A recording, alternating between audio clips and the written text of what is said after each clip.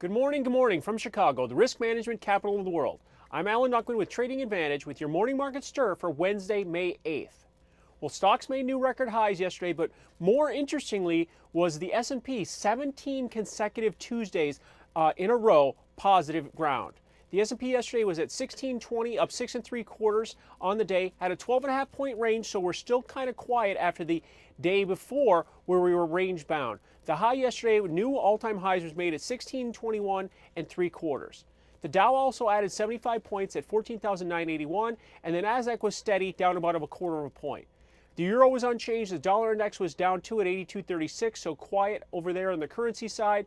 And bonds continue to drift lower, 146.11, down 5 after breaking to the downside of the 149 to 147 channel that it had been in. Crude oil was off 71 cents at 95.45, and gold was down $17 at 14.51. 14.40 was the low as it went below that pivot point, that 14.45, 14.50 pivot point, which is the halfway level of that extreme sell-off that we saw from 15.70 down to 13.20. So after another positive Tuesday, where do the markets stand on this Wednesday morning to start a new trading day? Well, right now we're positive once again, 1621.5, up 1 point in the E-mini S&P, up 10 points at 14,995, and the Nasdaq's up 3 at 29.49 as earnings season is really coming to a close. So we'll see what catalyst the market can find after earnings are over. Looking at the euro, it's back up a little bit, 131.34, up 46. The dollar index is at the lowest point of the week right now at 82.07, with again that 82 level of support all eyes are focused on.